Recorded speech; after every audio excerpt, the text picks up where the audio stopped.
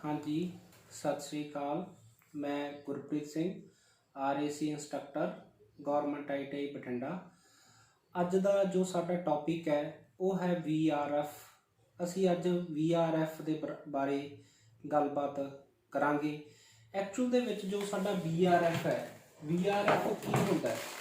VRF ਦਾ ਮਤਲਬ ਹੈ variable ਰੈਫਰੀਜਰੈਂਟ flow. ਹੁਣ ਵੇਰੀਏਬਲ ਰੈਫਰੀਜਰੈਂਟ ਦਾ ਮਤਲਬ ਕੀ ਹੈ? ਹੁਣ ਜੇ ਅਸੀਂ ਇਸ ਤੋਂ ਪਹਿਲਾਂ ਸਾਡੇ ਕਨਵੈਨਸ਼ਨਲ ਏਸੀਜ਼ ਦੇ ਬਾਰੇ ਗੱਲ ਕਰੀਏ ਤਾਂ ਸਾਡੇ ਕਨਵੈਨਸ਼ਨਲ ਏਸੀ ਦੇ ਵਿੱਚ ਅਸੀਂ ਸਪਲਿਟ ਏਸੀ ਜਿੱਦਾਂ ਯੂਜ਼ ਕਰਦੇ ਹਾਂ।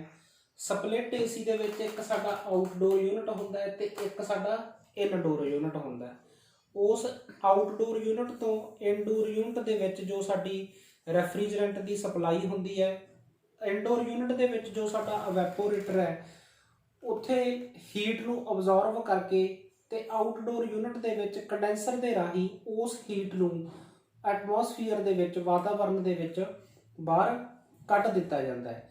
ਤੇ ਉਹਦੇ ਵਿੱਚ ਜੋ ਸਾਡਾ ਕੰਪਰੈਸਰ ਹੈ ਉਹ ਜਾਂ ਤਾਂ ਸਾਡਾ ਲਗਾਤਾਰ ਚੱਲਦਾ ਰਹਿੰਦਾ ਹੈ ਤੇ ਜਾਂ ਉਹ ਆਫ ਹੋ ਜਾਂਦਾ ਹੈ। ਜਿਵੇਂ ਅਸੀਂ ਆਮ ਤੌਰ ਤੇ ਦੇਖਦੇ ਹਾਂ ਕਿ ਸਾਡਾ AC ਕੱਟ ਹੋ ਗਿਆ, ਜਦੋਂ ਸਾਨੂੰ ਡਿਜ਼ਾਇਰਡ ਟੈਂਪਰੇਚਰ ਮਿਲ ਗਿਆ ਤਾਂ ਉਸ ਤੋਂ ਬਾਅਦ ਉਹ ਫੇਰ ਦੁਬਾਰਾ ਟੈਂਪਰੇਚਰ ਵਧਣ ਤੇ ਸਟਾਰਟ ਹੋ ਜਾਂਦਾ ਹੈ। ਤਾਂ ਉਹਦੀਆਂ ਸਿਰਫ ਦੋ ਪੋਜੀਸ਼ਨ ਹੈ, ਜਾਂ ਔਨ ਹੈ ਜਾਂ ਆਫ ਹੈ। ਤੇ ਜੋ ਸਾਡੇ ਰੈਫਰੀਜਰੈਂਟ ਦੀ ਮਾਤਰਾ ਹੈ ਉਹ ਇੱਕੋ ਜੀ ਉਸ ਸਿਸਟਮ ਦੇ ਵਿੱਚ ਜੋ ਸਾਡੀ ਹੈ ਉਹ ਫਲੋ ਕਰਦੀ ਹੈ। ਹੁਣ ਵੇਰੀਏਬਲ ਦਾ ਮਤਲਬ ਕੀ ਹੈ ਕਿ ਸਾਡੇ ਲੋਡ ਦੇ ਅਕੋਰਡਿੰਗ, ਜੇ ਸਾਨੂੰ ਲੋਡ ਦੀ ਰਿਕੁਆਇਰਮੈਂਟ ਹੈ ਤਾਂ ਉਹਦੇ 'ਚ ਵੱਧ ਮਾਤਰਾ ਜੋ ਹੈ ਰੈਫਰੀਜਰੈਂਟ ਦੀ ਫਲੋ ਕਰੇ।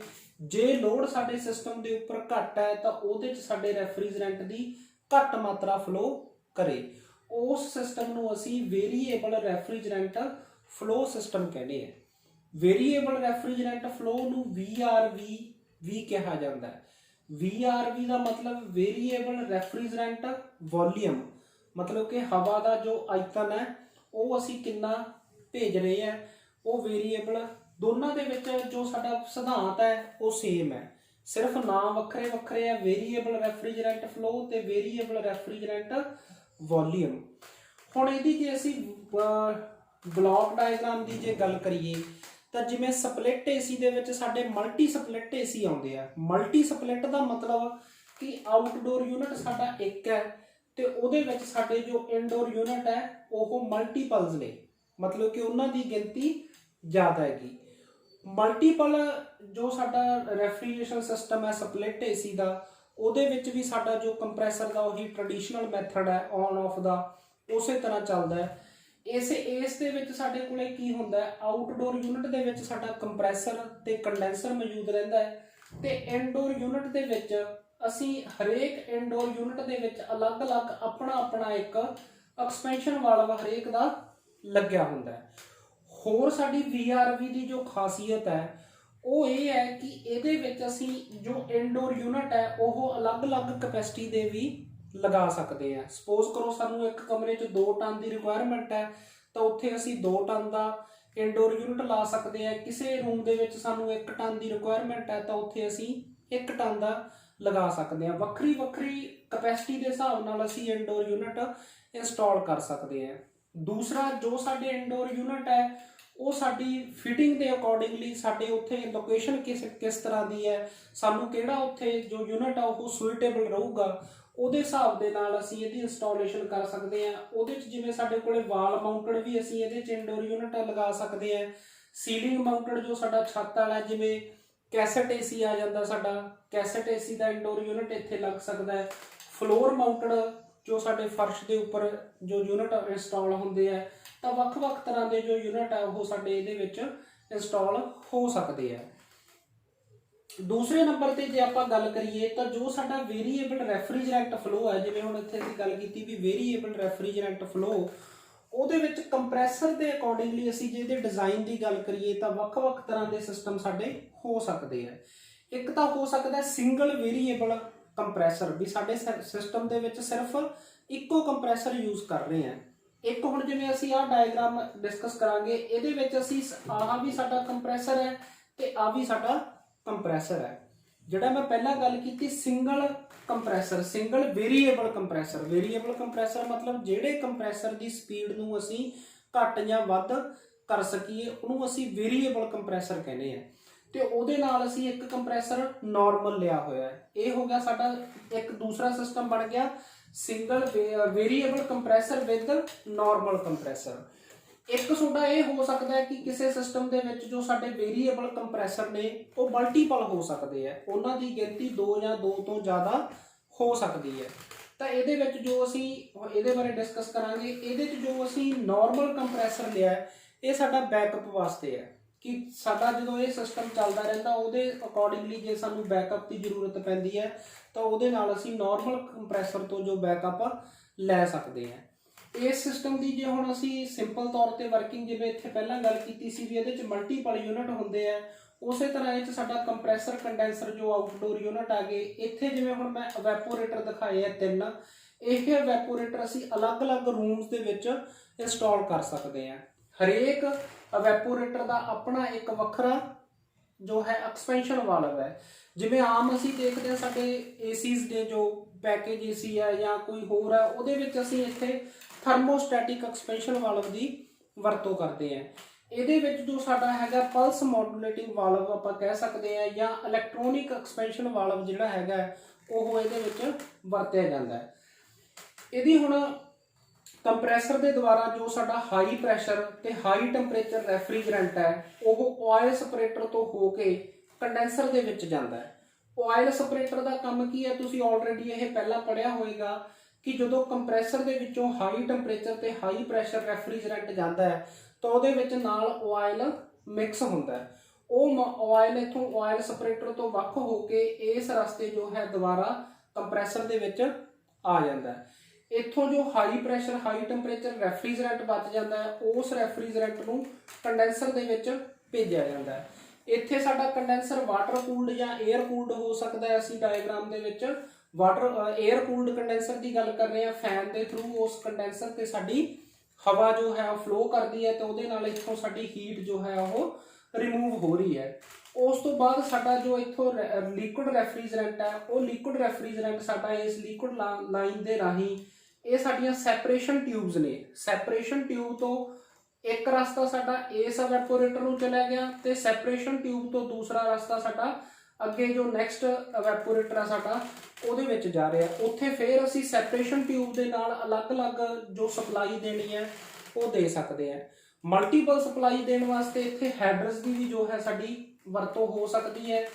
ਹੁਣ ਜਦੋਂ ਇੱਥੇ ਜੋ ਸਾਡਾ ਇਹ ਇਲੈਕਟ੍ਰੋਨਿਕ ਜੋ ਅਸੀਂ ਵਾਲਵ ਦੀ ਗੱਲ ਕੀਤੀ ਸੀ, ਇਹ ਵਾਲਵ ਜੋ ਹੈ ਇਸ ਇਵੈਪੋਰੇਟਰ ਦੇ ਲੋਡ ਦੇ ਅਕੋਰਡਿੰਗਲੀ ਇਹਨੇ ਓਪਨ ਹੋਣਾ ਹੈ।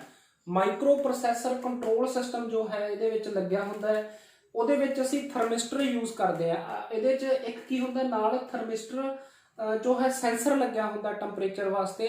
ਉਹ ਟੈਂਪਰੇਚਰ ਜਦੋਂ ਟੈਂਪਰੇਚਰ ਨੂੰ ਸੈਂਸ ਕਰਦਾ ਹੈ ਤਾਂ ਜਦੋਂ ਉਹਦਾ ਟੈਂਪਰੇਚਰ ਘਟਦਾ ਹੈ ਉਹਦੇ ਹਿਸਾਬ ਨਾਲ ਟੈਂਪਰੇਚਰ ਘਟਣ ਦੇ ਹਿਸਾਬ ਨਾਲ ਉਹਦਾ ਜੋ ਰੈਜ਼ਿਸਟੈਂਸ ਹੈ ਉਹ ਵੱਧਦਾ ਹੈ। ਉਸ ਰੈਜ਼ਿਸਟੈਂਸ ਨੂੰ ਉਹ ਸੈਂਸ ਕਰਕੇ ਇਹ ਵਾਲਵ ਦੀ ਜੋ ਹੈ ਮਾਈਕਰੋ ਪ੍ਰੋਸੈਸਰ ਕੰਟਰੋਲ ਦੇ ਨਾਲ ਓਪਨਿੰਗ ਹੁੰਦੀ ਹੈ ਤਾਂ ਉਸ ਹਿਸਾਬ ਦੇ ਨਾਲ ਅਸੀਂ ਇੱਥੇ ਜੋ ਹੈ ਕੂਲਿੰਗ ਪ੍ਰੋਡਿਊਸ ਕਰਦੇ ਹਾਂ।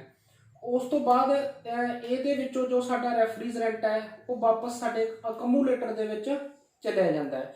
ਕਿਉਂਕਿ ਕਈ ਵਾਰ ਇਹ ਵੀ ਹੁੰਦਾ ਵੀ ਸਾਡੇ ਜੋ ਇਵੈਪੋਰੇਟਰ ਹੈ ਉਹਦੇ ਉੱਪਰ ਲੋਡ ਨਹੀਂ ਹੈ ਤਾਂ ਜਦੋਂ ਸਿਸਟਮ ਤੇ ਲੋਡ ਨਹੀਂ ਹੁੰਦਾ ਤਾਂ ਸਾਡਾ ਜੋ ਰੈਫਰੀਜਰੈਂਟ ਆ ਉਹ ਪਿਓਰਲੀ ਵੇਪਰ ਦੇ ਵਿੱਚ ਕਨਵਰਟ ਨਹੀਂ ਹੋ ਪਾਉਂਦਾ ਤਾਂ ਉਹ ਜੋ ਸਾਡਾ ਹੈ ਅਕਮੂਲੇਟਰ 'ਚ ਸਟੋਰ ਹੋ ਜਾਂਦਾ ਹੈ ਉਹ ਲਿਕੁਇਡ ਤੇ ਜੋ ਵੇਪਰ ਹੈ ਉਹ ਇੱਥੋਂ ਯੂ ਸ਼ੇਪ ਅਸੀਂ ਇਸੇ ਕਰਕੇ ਬਣਾਈ ਹੋਈ ਹੈ ਸੋ ਦੈਟ ਕੰਪਰੈਸਰ ਦੇ ਵਿੱਚ ਸਾਡੀ ਲਿਕੁਇਡ ਦੀ ਐਂਟਰੀ ਨਾ ਹੋਵੇ।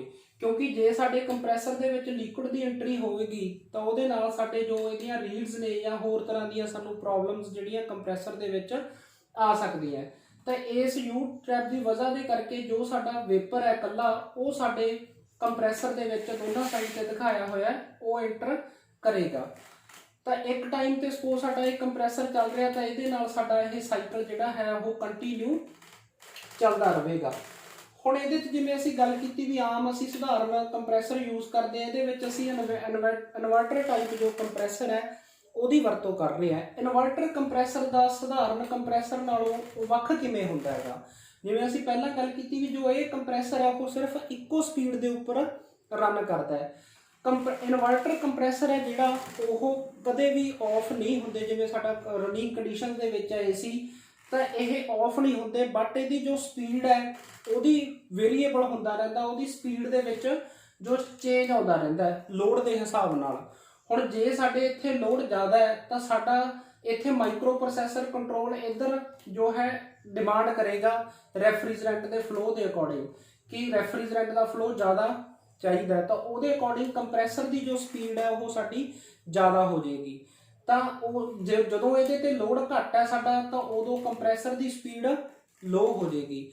ਤਾਂ ਇਹਦੇ ਨਾਲ ਸਾਡੀ ਜੋ એનર્ਜੀ ਹੈ ਇਫੀਸ਼ੀਐਂਟ ਹੋ ਸਕਦੀ ਹੈ, ਅਸੀਂ એનર્ਜੀ ਨੂੰ ਇਸ ਤਰੀਕੇ ਨਾਲ ਜਿਹੜਾ ਹੈ ਸਾਡਾ ਸੇਵ ਕਰ ਸਕਦੇ ਹਾਂ। ਹੁਣ ਜੋ ਸਾਡੇ ਸਪੀਡ ਦਾ ਘਟਣਾ ਜਾਂ ਵਧਣਾ ਉਹ ਕਿਸ ਚੀਜ਼ ਤੇ ਡਿਪੈਂਡ ਕਰਦਾ ਹੈ, ਜਿਵੇਂ ਤੁਸੀਂ ਇੱਥੇ ਦੇਖ ਪਾ ਰਹੇ ਹੋ ਸਾਡੇ ਕੋਲੇ ਪਾਵਰ ਸੋਰਸ ਹੈ, ਪਾਵਰ ਸੋਰਸ ਤੋਂ ਇਨਵਰਟਰ ਟੈਕਨੋਲੋਜੀ ਦੇ ਨਾਲ ਜੋ ਸਾਡਾ ਹੈ ਉਹਦੇ ਨਾਲ ਅਸੀਂ ਫ੍ਰੀਕੁਐਂਸੀ ਨੂੰ ਜਾਂ ਤਾਂ ਵਧਾ ਸਕਦੇ ਹਾਂ ਜਾਂ ਘੱਟ ਕੀਤਾ ਜਾ ਸਕਦਾ ਹੈ। ਜਦੋਂ ਅਸੀਂ ਫ੍ਰੀਕੁਐਂਸੀ ਨੂੰ ਵਧਾ ਕੇ ਜਾਂ ਘਟਾ ਕੇ ਕੰਪਰੈਸਰ ਨੂੰ ਦੇ ਰਹੇ ਹਾਂ ਅੱਗੇ, ਜਦੋਂ ਫ੍ਰੀਕੁਐਂਸੀ ਵੱਧ ਦੇ ਰਹੇ ਹਾਂ ਤਾਂ ਜੋ ਕੰਪਰੈਸਰ ਦੀ ਸਪੀਡ ਸਾਡੀ ਜ਼ਿਆਦਾ ਆ ਰਹੀ ਹੈ, ਜਦੋਂ ਅਸੀਂ ਕੰਪਰੈਸਰ ਨੂੰ ਘੱਟ ਫ੍ਰੀਕੁਐਂਸੀ ਦੇ ਰਹੇ ਹਾਂ ਉਦੋਂ ਸਾਡੇ ਕੰਪਰੈਸਰ ਦੀ ਜੋ ਸਪੀਡ ਹੈ ਉਹ ਘੱਟ ਹੈ। ਹਾਈ ਸਪੀਡ ਦੇ ਉੱਪਰ ਜੋ ਸਾਡੀ ਕਪੈਸਿਟੀ ਹੈ ਜ਼ਿਆਦਾ ਹੋਏਗੀ ਤੇ ਲੋਅਰ ਸਪੀਡ ਤੇ ਜੋ ਸਾਡੀ ਕਪੈਸਿਟੀ ਹੈ ਉਹ ਘੱਟ ਹੋਏਗੀ। ਇੱਕ ਕਾਂਸਟੈਂਟ ਟੈਂਪਰੇਚਰ ਇਹਦੇ ਨਾਲ ਅਸੀਂ ਅਚੀਵ ਕਰ ਸਕਦੇ ਹਾਂ। ਹੋਰ ਇਹਦੇ ਵਿੱਚ ਜੋ ਸਾਡਾ ਜਿਵੇਂ ਅਸੀਂ ਫ੍ਰੀਕੁਐਂਸੀ ਦੀ ਗੱਲ ਕੀਤੀ ਹੈ ਕਿ ਉਹਦੇ ਨਾਲ ਹੁਣ ਫਰਕ ਕਿਵੇਂ ਪੈਂਦਾ ਹੈ, ਜਿਵੇਂ ਆਪਾਂ ਇਹਦੇ ਵਿੱਚ ਦੇਖਦੇ ਹਾਂ ਵੀ ਸਾਡੇ ਕੋਲੇ ਜੋ ਸਧਾਰਨ ਸਾਡੀ ਕੋਈ ਵੀ ਏਸੀ ਸਪਲਾਈ ਹੈ, ਇਸ ਤਰ੍ਹਾਂ ਸਾਡੀ ਏਸੀ ਸਪਲਾਈ ਜੋ ਅਸੀਂ ਇਹਦੀ ਪਲਸ ਜਨਰੇਟ ਕਰ ਰਹੇ ਹਾਂ ਪੋਜ਼ਿਟਿਵ ਨੈਗੇਟਿਵ ਇਸ ਤਰ੍ਹਾਂ ਸਾਡੀ ਪਲਸ ਬਣਦੀ ਹੈ, ਤਾਂ ਨੰਬਰ ਆਫ ਸਾਈਕਲ ਪਰ ਸੈਕਿੰਡ ਜੋ ਹੁੰਦੇ ਆ ਉਹਨੂੰ ਅਸੀਂ ਫ੍ਰੀਕੁਐਂਸੀ ਕਹਿੰਦੇ ਆ। ਹੁਣ ਉਸ ਮਾਈਕਰੋ ਪ੍ਰੋਸੈਸਰ ਦੇ ਨਾਲ ਜੇ ਅਸੀਂ ਇਹਦੀ ਫ੍ਰੀਕੁਐਂਸੀ ਨੂੰ ਇਨਕਰੀਜ਼ ਕਰਤਾ, ਮਤਲਬ ਕਿ ਇਸ ਤਰ੍ਹਾਂ ਉਨੇ ਸਮੇਂ ਦੇ ਵਿੱਚ ਸਾਈਕਲ ਦੀ ਜੋ ਗਿਣਤੀ ਹੈ ਸਾਡੀ ਜ਼ਿਆਦਾ ਹੋਗੀ, ਤਾਂ ਉਸ ਫ੍ਰੀਕੁਐਂਸੀ ਵਧਣ ਦੇ ਨਾਲ ਜੋ ਸਾਡੇ ਕੰਪਰੈਸਰ ਦੀ ਸਪੀਡ ਹੈ ਉਹ ਜ਼ਿਆਦਾ ਹੋ ਜਾਏਗੀ ਸਧਾਰਨ ਨਾਲੋਂ। ਤੇ ਜਦੋਂ ਇਹੀ ਅਸੀਂ ਫ੍ਰੀਕੁਐਂਸੀ ਨੂੰ ਘੱਟ ਕਰ ਦਈਏ ਤਾਂ ਉਹਦੇ ਨਾਲ ਜੋ ਸਾਡੀ ਸਪੀਡ ਹੈ ਕੰਪਰੈਸਰ ਦੀ ਉਹ ਰਿਡਿਊਸ ਹੋ ਜਾਵੇਗੀ। ਇਸ ਤਰੀਕੇ ਅਸੀਂ ਜੋ ਕੰਪਰੈਸਰ ਦੀ ਸਪੀਡ ਨੂੰ ਕੰਟਰੋਲ ਕਰ ਸਕਦੇ ਹਾਂ। ਇਹਦੇ ਵਿੱਚ ਸਾਡੇ ਕੋਲੇ ਕਨਵਰਟਰ ਦੇ ਵਿੱਚ ਬੇਸਿਕਲੀ ਮੇਨ ਪ੍ਰਿੰਸੀਪਲ ਕੀ ਹੁੰਦਾ ਹੈ, ਸਭ ਤੋਂ ਪਹਿਲਾਂ ਅਸੀਂ ਏਸੀ ਪਾਵਰ ਨੂੰ ਡੀਸੀ ਦੇ ਵਿੱਚ ਕਨਵਰਟ ਕਰਦੇ ਹਾਂ, ਕਿਉਂਕਿ ਮੋਸਟਲੀ ਇਹਦੇ ਵਿੱਚ ਸਾਡੀਆਂ ਜੋ ਹੈ ਡੀਸੀ ਮੋਟਰਸ ਅਸੀਂ ਯੂਜ਼ ਕਰਦੇ ਹਾਂ। ਅਲਟਰਨੇਟਿੰਗ ਕਰੰਟ ਨੂੰ ਡਾਇਰੈਕਟ ਕਰੰਟ ਦੇ ਵਿੱਚ ਕਨਵਰਟ ਕਰਕੇ ਫਿਰ ਜੋ ਸਾਡੀ ਫ੍ਰੀਕੁਐਂਸੀ ਦੀ ਹੈਗੀ ਹੈ ਮੋਡੂਲੇਟਿੰਗ, ਉਹਨੂੰ ਫ੍ਰੀਕੁਐਂਸੀ ਨੂੰ ਵਧਾਉਣਾ ਜਾਂ ਘਟਾਉਣਾ ਉਹ ਸਾਰੇ ਲੋਡ ਦੇ ਅਕੋਰਡਿੰਗ ਆਟੋਮੈਟਿਕਲੀ ਇਹਦੇ ਵਿੱਚ ਹੁੰਦਾ ਕੰਟਰੋਲਰ ਦੇ ਥਰੂ। ਇਹਦੇ VRF ਸਿਸਟਮ ਦੇ ਵਿੱਚ ਸਾਡੇ ਅਲੱਗ-ਅਲੱਗ ਸਿਸਟਮ ਹੋ ਸਕਦੇ ਆ, ਜਿਵੇਂ ਓਨਲੀ ਕੂਲਿੰਗ ਵੀ ਅਸੀਂ ਇਸ ਸਿਸਟਮ ਤੋਂ ਕੱਲੀ ਕੂਲਿੰਗ ਲੈ ਰਹੇ ਹਾਂ, ਤੇ ਇੱਕ ਸਾਡਾ ਸਿਸਟਮ ਹੋ ਸਕਦਾ ਹੈ ਹੀਟ ਪੰਪ ਸਿਸਟਮ ਜਿਹਦੇ ਨਾਲ ਸਾਡਾ ਕੂਲਿੰਗ ਜਾਂ ਹੀਟਿੰਗ ਉਹ ਅਸੀਂ ਕਰ ਸਕਦੇ ਹਾਂ। ਇੱਕ ਸਾਡਾ ਹੋ ਸਕਦਾ ਹੈ ਹੀਟ ਰਿਕਵਰੀ ਸਿਸਟਮ। ਇਸ ਲੈਕਚਰ ਦੇ ਵਿੱਚ ਅਸੀਂ VRF ਰੈਫ੍ਰਿਜਰੇਸ਼ਨ ਸਿਸਟਮ ਦੇ ਬਲੌਕ ਡਾਇਗਰਾਮ ਬਾਰੇ, ਉਹਦਾ ਜੋ ਵਰਕਿੰਗ ਪ੍ਰਿੰਸੀਪਲ ਹੈ ਉਹਦੇ ਬਾਰੇ, ਜੋ ਸਾਡਾ ਵੇਰੀਏਬਲ ਸਪੀਡ ਮੋਟਰ ਯੂਜ਼ ਕੀਤੀ ਜਾਂਦੀ ਹੈ, ਵੇਰੀਏਬਲ ਸਪੀਡ ਕੰਪਰੈਸਰ ਕਹਿ ਸਕਦੇ ਹਾਂ, ਉਹਦੇ ਬਾਰੇ ਡਿਸਕਸ ਕੀਤਾ, ਜਿਹਨੂੰ ਕਿ ਆਮ ਤੌਰ ਤੇ ਅਸੀਂ VFD ਵੀ ਬੋਲ ਦਿੰਦੇ ਹਾਂ। VFD ਦਾ ਮਤਲਬ ਹੁੰਦਾ ਵੇਰੀਏਬਲ ਫ੍ਰੀਕੁਐਂਸੀ ਡਰਾਈਵ। ਜਿਵੇਂ ਵੇਰੀਏਬਲ ਫ੍ਰੀਕੁਐਂਸੀ ਡਰਾਈਵ ਦੇ ਵਿੱਚ ਜੋ ਸਾਡੀ BLDC ਹੈ, ਬ੍ਰਸ਼ਲੈਸ DC ਮੋਟਰ, ਜਾਂ IDU ਪਲਸ ਜਨਰੇਸ਼ਨ, ਇਸ ਤਰ੍ਹਾਂ ਅਸੀਂ ਇਹਨੂੰ ਵੇਰੀਏਬਲ ਸਪੀਡ ਇਹਦੀ ਜੋ ਹੈ ਕਰ ਸਕਦੇ ਹਾਂ। ਇਹਦੇ ਬਾਰੇ ਅਸੀਂ ਡਿਸਕਸ ਕੀਤਾ। ਨੈਕਸਟ ਵੀਡੀਓ ਦੇ ਵਿੱਚ ਅਸੀਂ VRF ਸਿਸਟਮ ਦਾ ਜੋ ਦੂਸਰਾ ਸਿਧਾਂਤ ਹੈ ਜਿਹਦੇ ਵਿੱਚ ਹੀਟ ਪੰਪ ਸਿਸਟਮ ਤੇ ਹੀਟ ਰਿਕਵਰੀ ਸਿਸਟਮ, ਉਹਦੇ ਬਾਰੇ ਸਟੱਡੀ ਕਰਾਂਗੇ ਜੀ। ਧੰਨਵਾਦ।